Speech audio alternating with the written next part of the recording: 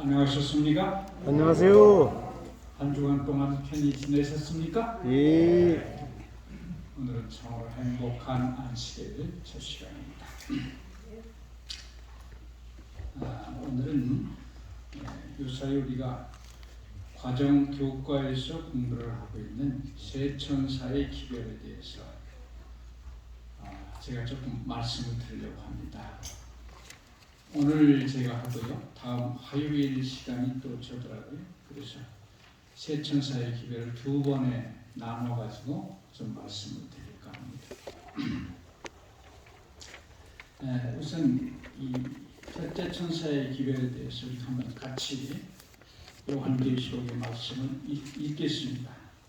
자, 계시록 14장 6절 시작. 또 보니 다른 천사가 공중에 날아가는데 땅에 거하는 자들 곧 여러 나라와 족속과 방언과 백성에게 전할 영원한 복음을 가졌다.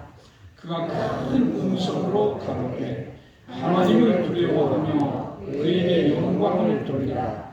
이는 그의 심판하실 시간이 이르렀으니 하늘과 땅과 바다와 물들의 근원을 만드신 이를 경배하라. 아멘.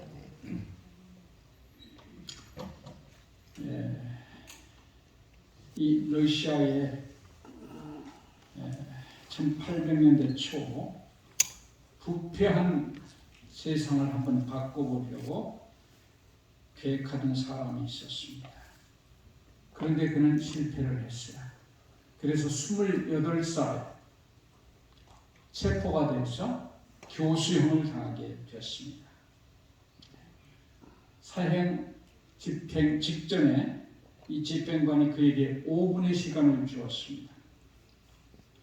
28년의 인생을 살아온 그 사형수에게 주어진 최후의 5분은 비록 짧았지만 그에게 있어서는 참으로 소중한 시간이었습니다. 그래서 이 사형수는 어떻게 이 5분을 쓸까? 여러분 같으면 5분 쓰라고는 못하겠어요. 5분 왜 죽인다? 이 사람은 이 5분 어떻게 쓸까? 2분 동안은 내가 나를 사랑하고 가까운 사람들을 위해서 기도를 좀 드려야 되겠다. 그 다음에 2분은 다른 사형수가 또 있어요. 그 사람들에게 작별 인사를 해야 되겠다. 그리고 마지막 1분 남은 건 어떡할까? 이거는 이 하늘과 땅과 이 자연계를 한번 둘러보고 작별 인사를 구하겠다. 이렇게 생각을 했어요. 그러기 위해서 처음 2분 동안 자기 사랑하는 가족들과 친구들을 위해서 기도를 했어요. 이제 3분이 남았습니다. 근데 갑자기 3분 후에 내가 죽는다고 생각하니까 아찔한 거예요. 그래서 눈물이 막 나옵니다. 내가 인생을 너무나 허망하게 살았구나. 이럴 줄 알았으면 시간을 좀 귀하게 쓸까. 이런 생각을 하고 있는데 이제 3분 남았는데 저쪽에서 말이 한마디 띄웁니다. 손에다 뭘 흔들면서 스톱! 멈춰라! 사형을 멈춰라! 황제께서 사형 집행 중지 명령을 내리셨다. 그래서 그는 죽기 3분 전에 살아났어요. 그 사람이 바로 여기 사진에 나온 유명한 러시아의 분호 도스토옙스키입니다. 이 사람이 쓴 죄와 벌, 카라마조프의 형제들, 영원한 만남 등 불후의 명작을 그 일을 당하고 난 후에 그가 시간을 존전히 생각해서 인생을 잘 이렇게 아주 시간을 아껴서 이런 훌륭한 명작을 남겼다고 합니다. 이 사형을 당하는 순간 그에게 있어서 황제의 칙령보다 더 급하고 중요한 메시지는 없을 것입니다. 그렇지? 만약에 칙사가 오다가 딴전을 피우거나 좀 자기 사명에 좀 등한시했다면 그는 살아날 수 없었을 것입니다. 이 세 천사의 기별은 이 세상을 구원하기 위해서 하나님께서 보내신 하늘 왕의 긴급 메시지, 긴급 칙령이라고 하는 것입니다. 그래서 이걸 받는 사람의 자세도 중요하지만 이거를 전하는 사람의 자세는 더 중요하다고 할 수가 있어요. 자, 제가 이 세 천사의 기별을 여러분이 대략 내용을 압니다. 창조주를 경외하라. 십계명 가운데 안식일 계명, 넷째 계명의 중요성을 아주 부각시키는 그런 계명이에요. 그런데 여기 이 세 천사의 기별이 얼마나 중요한가? 다니엘서의 중심 메시지가 뭔가 하면 8장 14절이에요. 하늘 성소의 정결, 이 심판의 기별입니다. 다니엘서의 핵심 주제예요. 그런데 다니엘의 형제라고 짝꿍이라고 하는 요한계시록의 중심 메시지는 계시록 14장 6절 13절의 세 천사의 기별입니다. 이건 역시 심판으로 드러나는 영원한 복음이라고 하는 겁니다. 그래서 이 두 기별은 성소 정결, 즉 하나님의 심판 2300주야 이후에 이루어질 일입니다. 그래서 이 두 개가 하나로 연결되는 구속사업의 종결에 관계되는 기별입니다. 이 심판 기별, 하늘 성소 정결 기별과 세 천사의 기별이 연결이 되어 있습니다. 그래서 세 천사의 기별은 하나님께서 인류에게 보내시는 마지막 기별이다, 이렇게 말할 수가 있습니다. 우리가 요한계시록이 전부 다 22장까지 있는데요. 그 내용이 다 중요하지만 그 가장 중요한 핵심 부분은 10장서부터 14장까지입니다. 이 요한계시록이 우리가 이 기별을 이렇게 해석하는 데는 억지로 이렇게 뜯어 맞춘 것이 아니고 이 성경의 문맥을 볼 때 흐름으로 이렇게 이해를 해야 되는 겁니다. 어떤 흐름으로 나오느냐? 우리가 이 요한계시록을 구절을 보면 1장은 잘 아시다시피 서론이고요. 2장, 3장 7교회가 나옵니다. 4, 5장은 하나님의 보좌, 보좌에 앉으시니 오른손에 있는 두루마리 책의 인봉을 어린 양이 때 내는 이야기가 4, 5장 나오고 바로 연결돼서 6장부터 9장까지는 7인과 7나팔이 나와요. 그래서 9장까지는 새 7에 대한 이야기가 나오고 바로 10장에는 뭐가 나옵니까? 이 10장에는 하늘에서 내려오는 힘센 천사의 손에 든 작은 책을 먹고 기별을 전합니다. 즉 재림운동에 대한 예언이에요. 재림운동이 일어났는데 그런데 많은 백성과 방언에게 다시 예언하여야 하리라. 우리가 잘 알죠. 그래서 이 재림운동이라고 하는 것은 바로 다니엘 8장 14절과 연결되어 있어요. 이 8장 14절에 하늘 성소 정결에 대한 오해로 인해서 이걸 예수님의 재림으로 윌리엄 밀러가 착각함으로 이런 운동이 일어나는 겁니다. 다니엘 8장 14절 성소 정결 문제, 심판 문제랑 이것이 연결되어 있습니다. 그래서 여기서부터가 이제 계시록의 핵심 기별이 이제 이게 계속 이어지는 겁니다. 그래서 바로 11장에는 10장에서 그 예언 해석의 실패를 했기 때문에 그 원인을 알아냈어요. 이 땅의 성소 이야기가 아니고 하늘 성소에 대한 이야기라는 걸 알았어요. 그래서 하늘 성소를 청량하라는 이야기가 나와요. 연구하라는 거예요. 하늘 성소 문제가 연구가 하라는 얘기가 쭉 나오고 마지막에 11장 마지막 절에 하늘의 성전이 열리는 이야기가 납니다. 그러니까 거기에 하나님의 언약궤가 보였다고 했어요. 지성소가 열리는 것은 대속죄일 봉사, 즉 하늘 성소의 정결을 의미합니다.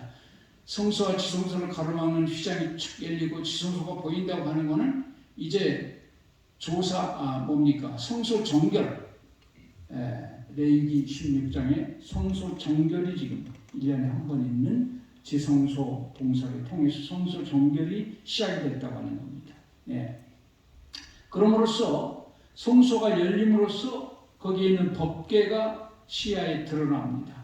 그 전에는 그 대제사장 외에는 1년에 한 번씩만 대제사장도 거기 지성소에 들어가는데 아무도 들어갈 수 없어요. 이건 은밀한 자는 겁니다. 그런데 이때 이후로는 이게 그 휘장이 열림으로써 그 안에 있는 법궤가, 지성소에 있는 법궤가 이게 노출이 됐어요. 그건 뭘 뜻하는가 하면 하나님의 법에 관한 관심이 일어나고 자연스럽게 넷째 계명에 불순종하는 사실을 그제서야 깨닫게 됩니다. 십계명이 다른 계명은 다 잘 지키고 있었어요. 근데 이것만 이상하게 바뀌었다고 하면서 신약에 와서는 예배날이 바뀌었다고 하면 이상하게 아무 근거 없이 그냥 바뀌어버렸어요. 그래서 이것이 잘못됐다는 걸 비로소 이제 깨닫게 된 겁니다. 자, 12장으로 딱 넘어가서는 뭐가 됩니까? 남은 자손의 설립 과정이 나와요. 남은 자손이 어떻게 생기느냐? 그래서 제일 먼저 뱀의 머리를 깰 여자의 후손이 에온이 창세기 3장 15절에 원복음으로서 나타난 그 여자가, 창세기에 나왔던 그 여자가 다시 성경 끄트머리에 인류 구속 사업의 제일 마지막 부분에 다시 한번 나타납니다. 근데 이 여자는 아이를 배워서 해산하게 됐어요. 바로 그런데 하늘에 전쟁이 있었고 사단이가 싸워서 쫓겨나죠. 나자마자 여자에게서 난 아이를 핍박합니다. 예수님과 사단과의 싸움이죠. 바로 그 다음에 여자가 예수님이 승천하고 나니까 그 아이를 낳은 여자를 핍박해요. 그 여자는 교회입니다. 이 교회를 핍박하는 그 중세기의 역사가 자꾸 핍박받는 교회의 역사죠. 이제 그러다가 계시록 지금 12장 이야기를 합니다. 땅이 여자를 도와줍니다. 땅이. 그래서 물로 떠내려가게 여자를 하려고 하는데 물을 삼켜버려요. 땅이. 신대륙으로 우리 개신교들이 피난을 유럽에서 피난 갈 것에 대한 이야기죠. 잘 아시다시피. 그래서 개신교의 신대륙 이주가 이루어지죠. 이건 다 우리가 알고 있는 사실이기 때문에 아마 처음 듣는 사람도 있겠지만 우리 교인들은 아마 이건 눈 감고도 다 아는 이야기예요. 그러다가 이 남은 자손의 설립 과정을 얘기한 요한계시록 12장의 마지막 절이 이제 남은 자손이 나타납니다.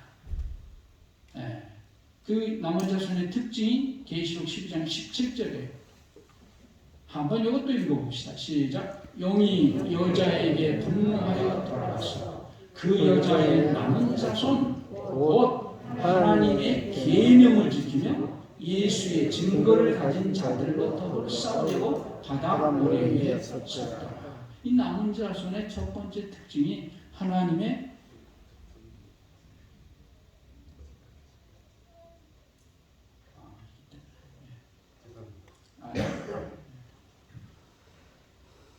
저런 분들은 참 착해요. 좋은 일하고도 죄송해요. 제가 한번 현지에서 이렇게 농협에 물건을 사려고 자동차 세워놓고 안에 이러고 있었는데 어떤 사람이 조심스럽게 유리창을 두드려요. 내가 뭘 잘못했다고 이렇게 내려서 죄송합니다. 그러지. 선생님 차가 지금 빵꾸가 나가지고 주저앉아 있었대요. 그 사람은 참 착하죠. 죄송합니다. 저를 도와주러 하는데 아우 세상에 착한 사람 많아요. 이것 때문에 1분 쏠려갔네.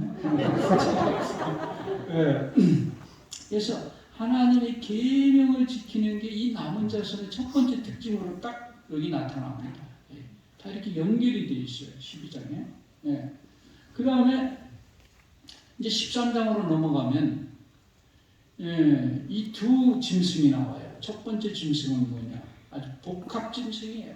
사자의 표범의 몸뚱아리, 곰의 발, 그 다음에 용의 이 열멸류관, 바다에서 올라온 짐승이에요. 다니엘 7장에 나타나는 하나님의 교회를 핍박하는 그 제국들에 대한 예언이 있잖아요.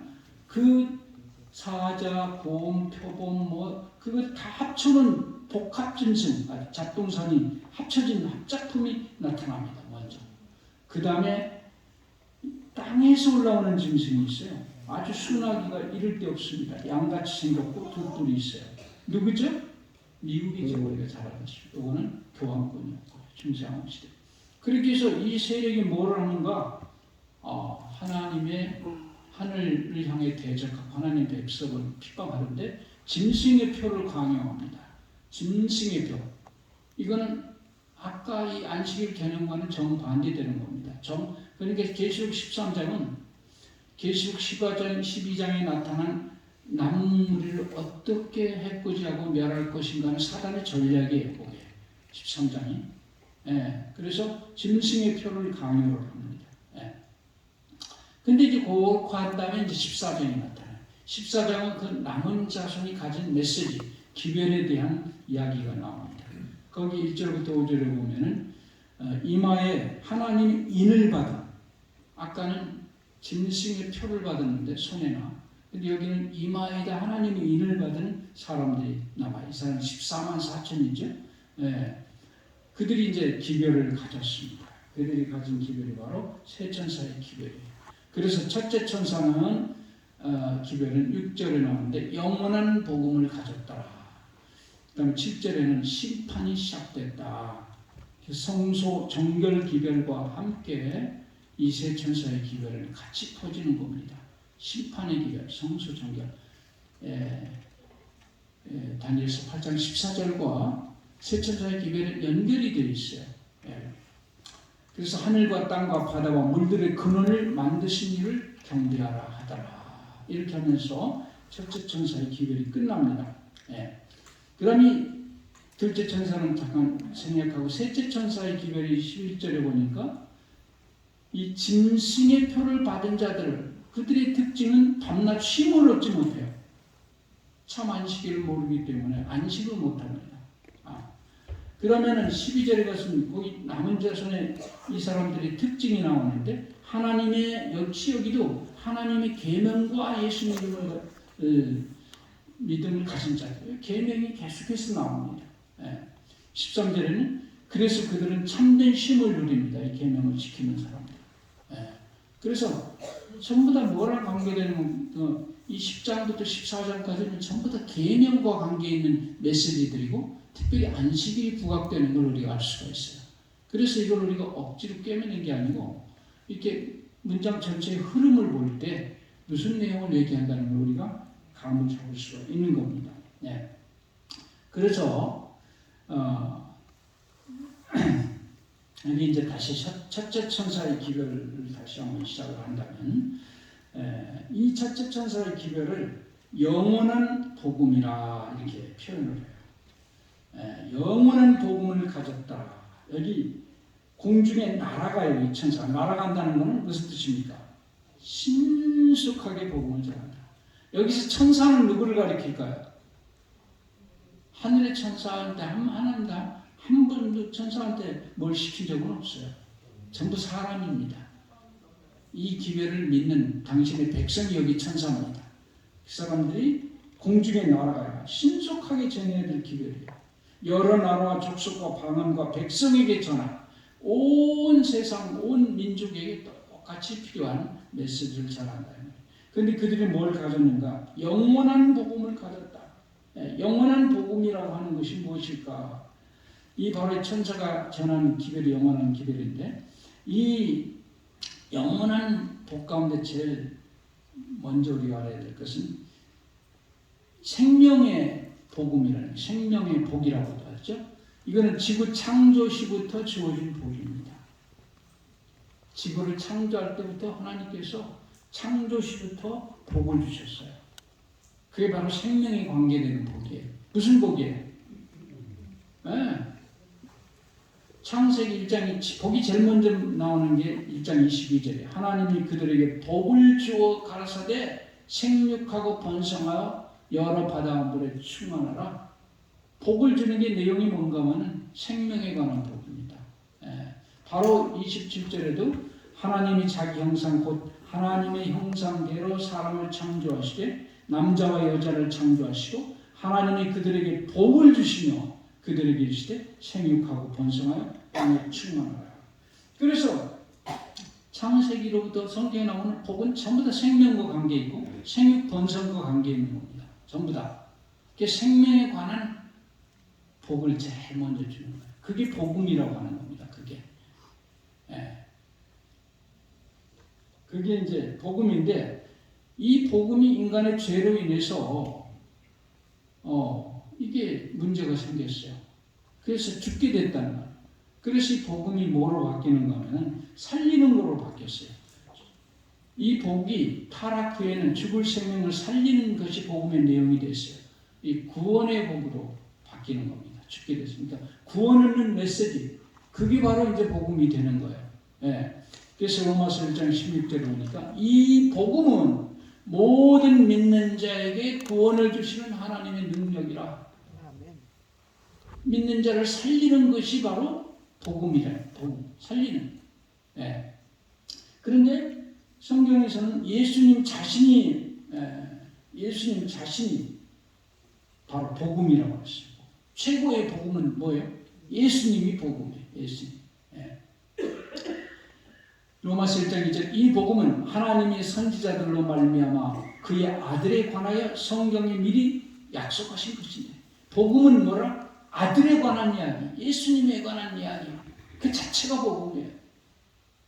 인간을 살리기 위한 하나님의 가장 최고의 처가 예수 그리스도예요. 하나님의 아들입니다. 그분을 보내셔가지고 그분이 우리 죽음 문제를 해결하시겠다. 예수님이 최고의 복음. 사도행전 8장 35절에 예수를 가르쳐 복음을 전하. 예수를 가르치는 게 복음이에요. 여러분 전도하는 건 너무 어려울 거 생각할 거 없어요. 예수님 누군지 얘기만 해주면 그게 전도하는 거예요. 그게 복음이에요. 맞습니까? 아멘. 누가복음 2장 10절에도 보라 내가 온 세상에 미칠 큰 기쁨의 좋은 소식. 여기 복음이라고 한자말로 쓸 수 있죠. 좋은 소식을 너에게 전하노라. 그 내용은 오늘날 다윗의 동네에 너희를 위하여 구주가 나셨으니 곧 주시리라. 예수님의 탄생이 큰 기쁨의 좋은 소식입니다. 기쁨의 좋은 소식. 예수님이 태어난 것처럼 더 큰 좋은 소식은 이 지구 역사에 없습니다. 하나님이 이 말이 되는 얘기니까 이거 참 얘기 끝나요. 하나님이 사람이 됐어요. 우리를 살리려. 그게 가장 큰 복음이에요. 그래서 이 복음의 주인이신 예수 그리스도의 성육신과 죄 없는 생애와 십자가의 죽으심과 부활을 통해서 이 복음이 완전히 성취가 되는 겁니다. 이걸 통해서 성취가 됩니다. 근데 이걸 왜 영원한 복음이라고 말했을까? 이 복음은 영원한 복음이라는데 이 영원한 복음이라고 하는 이유는 첫째는 복음의 주인이신 그리스도 자신이 영원하시기 때문에 그렇습니다. 그의 근본은 상고의 태초이니라 창세전부터 미리 알리신 바 된 분이라 아버지와 함께 창세전부터 함께 계셨고 태초부터 아버지와 함께 계신 생명의 말씀이겠다. 이 복음의 주인이 영원하시기 때문에 예수님이 복음이기 때문에 복음이 영원하고 두 번째는 그리스도를 통한 구원의 복음이 영원해요. 그 복음이 언제부터 있었을까요? 로마서에 보면 나의 복음과 예수 그리스도를 전파함은 영세 전부터 감추었다가 이제는 나타내신 바 되었으며 영원하신 하나님의 명을 쫓아 선지자들의 글로 말미암아 모든 민족으로 믿어 순종케 하시려고 알게 하신 것 그 비밀의 계시를 쫓아낸 것이야. 그 복음은 영세 전부터 있었어요. 감춰져 있을 뿐이죠. 여기 시대의 소망에 보면 구속의 경륜은 아담이 타락한 후에 세워진 사후 고안이 아니었다. 이 경륜은 영세 전부터 감추었다가 알게 하신 그 비밀의 계시였다. 이것은 영세 전부터 하나님의 보좌의 기초가 되어온 원칙을 공개한 것이었다.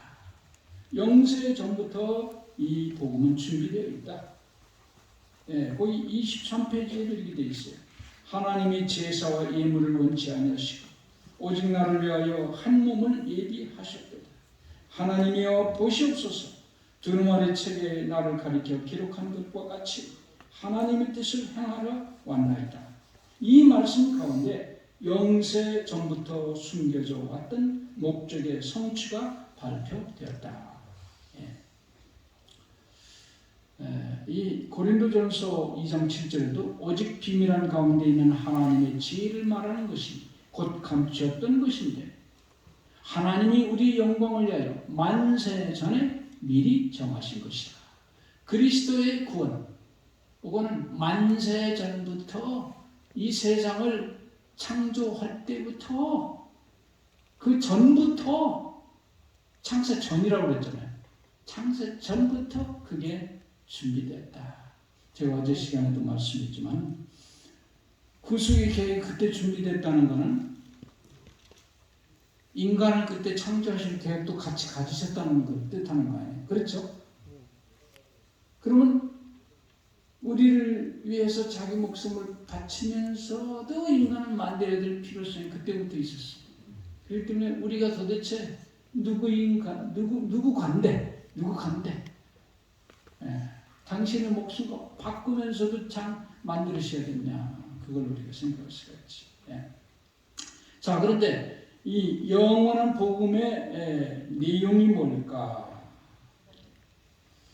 제가 이거 오늘 참 우리 집사람한테 제가 꼭 오기 전에 경고를 하나씩 듣고 옵니다. 제발 30분 전에 끝나더라고요. 그래서 여기다가 이렇게 핸드폰이 30분만 되면 띠리릉 해요. 띠리릉. 이 소리 안 들으려고 빨리 끊어야 되겠어요. 여러분, 이게 빨리 지내야 돼. 이거 아니야. 하지 말고. 아니에요. 걔 여기서 나고 그렇지 딴 데 갔을 때 하는 거. 여러분, 이 말이 무슨 뜻이에요? 하나님, 가드. 이게 이제 순서가 바뀌면 어떻게 될까요? 또 그가 무슨 뜻이에요? 그 존귀하신 하나님이 순서를 바꿔버리면 뭐가 돼버려요? 하나님한테 참 참남에서 말하는 개가 우리가 이 순서를 봐요. 뭐가 급한지 이 급한 거를 먼저 알아야 돼요. 아십니까? 예. 이 영국에서 이 빅토리아 여왕 이 영국을 가장 크게 부흥시키잖아요. 물론 엘리자베스도 있지만 그 전에 이분이 이렇게 영국을 가장 위대하게 만들었어요. 그래서 아프리카에 있는 최고의 폭포 이름이 뭡니까? 빅토리아 폭포예요. 빅토리아 호수도 있고 빅토리아 이름이 붙은 게 참 많아요. 그때 이제 우리로 말하면 태국 무공 훈장이 처음 생긴 겁니다. 1857년 런던의 하이드 파크에서 여왕이 직접 전쟁이 바로 끝났는데 전쟁을 위해서 영국을 위해서 공을 세운 그런 사람들에게 훈장을 수여하게 됐어요. 근데 그 자리에 한 상위군이 팔이 하나 없고 다리가 하나 없어요. 그래서 지팡이를 짚고 굉장히 지금 버티고 쓰러지기 직전에 서 있었어요. 여왕이 탁 등단을 해서 그 사람을 본 순간 너무 눈물이 나서 볼 수가 없어요. 그래서 뒤를 돌아가지고 손을 얼굴에다 가리고 한참 울었어요. 수천 명이 보는 가운데서. 그러고 난 다음에 뒤돌아서 가지고 뺏어 차지하면서 훈장을 떨어뜨렸어요. 너무 그냥 슬퍼가지고. 그 다음 훈장을 주워가지고 그 용사의 가슴에다 달았어요. 그때 이 용사가 뭐라고 외쳤는가? 하나님이시여 우리의 여왕을 축복하소서. 여왕 폐하와 조국을 위해서는 한 번 더라도 이 몸 바쳐서 싸우겠습니다. 이 사람이 이렇게 감동을 받은 것은 그 훈장 때문이 아닙니다. 자기의 그 고통을 알아준 이 여왕 폐하 그의 흘린 눈물 때문에 그렇게 한 겁니다. 여러분이시여 우리 주님께서는 우리가 당신을 위해서 당하는 모든 환난과 고통과 궁핍과 이 모든 것을 아실까요? 모르실까요? 누구보다도 더 잘 압니다. 그는 지금 그런 어려움을 당한 우리를 위해서 눈물을 흘리고 계셔요. 우리가 아파서 고난을 당하든지 어떻든지 당신을 위해서 충성하기 위해서 흘리는 눈물을 그 고통을 당신을 보시고 눈물을 흘립니다. 그래서 우리는 그분을 위해서 죽도록 충성할 마음이 있는 겁니다. 내가 죽도록 충성하라. 그리하면 내가 생명의 면류관을 내게 준다. 이 세 천사의 기별은 우리가 하나님의 뜻을 끝까지 지킨다는 하나의 그 말씀대로 사는 것. 그걸 또 전하는 것도 그런 각오를 하고 전합니다. 이렇게 이 세 천사의 기별을 위해서 충성을 다하시는 여러분과 제가 되기를 바라면서 말씀을 마치겠습니다. 기도하겠습니다. 자비로우신 아버지, 오늘 귀하고 복스러운 날, 아버지께서 이 세상의 마지막 구원의 메시지로 보내주신 세 천사의 기별에 대해서 생각할 수 있도록 은혜를 주시니 감사합니다. 우리에게 주어진 이 고유하고 이 거룩한 사명, 우리가 잘 이해하고 죽도록 충성하며 이 복음을 전하는 데 또 충성을 다하는 당신의 종들이 되도록 도와주시옵소서. 이 안식의 평강이 우리 마음을 주관하시고 또 이날 아버지께 드려지는 모든 기도를 응답하시고 주의 영을 배나 주셔서 육신의 고통으로 고통당하는 당신의 종들을 평안하게 하여 주시옵소서. 예수님 이름으로 간절히 기도합니다. 아멘.